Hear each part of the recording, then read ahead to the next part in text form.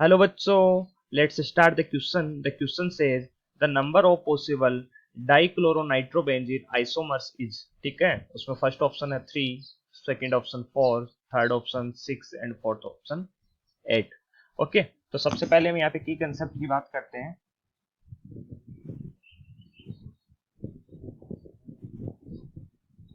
तो की कंसेप्ट में हम यहाँ पे आइसोमर्स के बारे में बात करेंगे। ये आइसोमर्स क्या होते हैं। ठीक है, तो हम आइसोमर के बारे में लिखते हैं, two and more than two species which have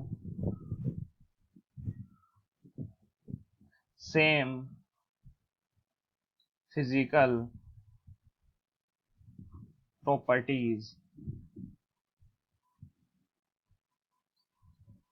अब फिजिकल प्रॉपर्टीज में क्या आती है? Molecular formula, molecular formula sorry molecular formula और मोलिकुलर वेट। मोलिकुलर वेट, तो ये तो क्या होते हैं इसमें? Same physical properties but different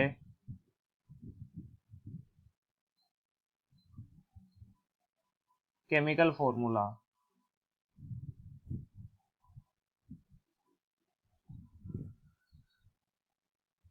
अब केमिकल फॉर्मूला डिफरेंट है तो डिफरेंट केमिकल फॉर्मूला मतलब केमिक सॉरी डिफरेंट केमिकल प्रॉपर्टीज। ठीक है, डिफरेंट केमिकल प्रॉपर्टीज। और केमिकल प्रॉपर्टीज क्या होती है? डिफरेंट केमिकल फॉर्मूला, या फिर इसको हम क्या बोल सकते हैं? स्ट्रक्चरल फॉर्मूला भी बोल सकते हैं। ठीक है, केमिकल फॉर्मूला या फिर स्ट्रक्चरल फॉर्मूला।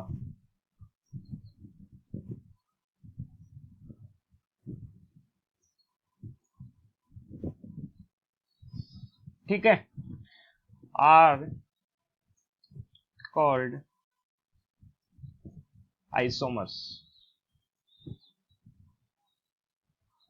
ठीक है, तो हमने यहाँ पे ये लिखा है कि दो या दो से ज्यादा ऐसी स्पीसीज जिनकी फिजिकल प्रॉपर्टी सेम होती है लेकिन केमिकल प्रॉपर्टीज क्या है? डिफरेंट होती है, उन्हें हम आइसोमर्स बोलते हैं। अब हमें यहाँ पे क्या दिया गया है? डाइक्लोरोनाइट्रोबेंजीन NO2 है। अब मान लो हमने क्लोरीन यहीं पे लगा दिए दोनों, क्योंकि हमें यहाँ पे कोई नंबरिंग नहीं करनी है, यहाँ पे IUPAC नेम नहीं लिखना है। ये क्या है? Dichloro nitro benzene. ठीक है, तो इसके हम आइसोमर्स देखने हैं, तो सबसे पहले हम इसकी स्ट्रक्चर बनाते हैं। फर्स्ट स्ट्रक्चर, जिसमें आप देख सकते हो NO2 ग्रुप ऊपर जुड़ा हुआ है और दोनों क्लोरीन हमने कुछ इस तरीके से लगाए हैं पास पास में, एक दूसरे से ऑर्थो पोजीशन पे है क्लोरीन। जब हम इसकी दूसरी स्ट्रक्चर बनाते हैं तो दूसरी स्ट्रक्चर में हमने NO2 तो वहीं पे रखा है और एक क्लोरीन को भी हमने यहीं पे रखा है, लेकिन दूसरे क्लोरीन को हम इस पहले वाले क्लोरीन से मेटा पोजीशन पे लेके चले गए। ठीक है, जब हम इसकी तीसरी स्ट्रक्चर बनाते हैं, आइसोमर स्ट्रक्चर, तो इसमें हमने क्या किया? NO2 तो यहीं पे है और क्लोरीन भी यहीं पे है, लेकिन दूसरा जो क्लोरीन है उसको पैरा पोजीशन पे ले गए पहले क्लोरीन की तुलना में। ठीक है, फिर हम फोर्थ की बात करते हैं, तो फोर्थ में क्या हुआ? NO2 हमारा वहीं पे है, क्लोरीन भी हमारा एक क्लोरीन वहीं पे है, लेकिन दूसरे क्लोरीन को हम कहाँ पे ले गए? इस तरीके से हम दोनों क्लोरीन को NO2 ग्रुप के दोनों तरफ ऑर्थो पोजीशन पे ले गए। ठीक है, तो चार तो ये बन गई हमारी। पांचवी की अगर हम बात करें तो पांचवी हम किस तरीके से बना सकते हैं? NO2 हमारा यहीं पे है। ठीक है, इस बार हमने क्या किया? जो पहला क्लोरीन था ना, उसको हम नाइट्रो ग्रुप की तुलना में कहाँ पे लेके चले गए? मेटा पोजीशन पे, और दूसरे क्लोरीन को इसके पास में ले आए। तो पांचवी स्ट्रक्चर ये हो गई। जब हम छठवीं स्ट्रक्चर की बात करते हैं तो छठवीं में क्या किया हमने? ये NO2 ग्रुप है।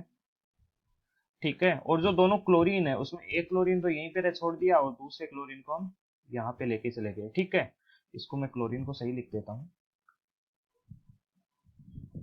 ठीक है, तो इस तरीके से हमारे पास में क्या होगी? 6 स्ट्रक्चर बन गई। अगर अब आप चाहते हो कि अगली स्ट्रक्चर में आप इस क्लोरीन को यहाँ पे लगा दो, तो इस पोजीशन पे अगर आप इस क्लोरीन को लगाओगे तो हमारी कौन सी स्ट्रक्चर वापस से बन जाएगी, ये स्ट्रक्चर है ना, ये वापस से बन जाएगी। ठीक है, तो हमारे पास में यहाँ पे ओवरऑल 6 आइसोमर ही मिलते हैं डाइक्लोरो नाइट्रोबेंजीन के। ओके, तो हम लिख देते हैं यहाँ पे टोटल आइसोमर, टोटल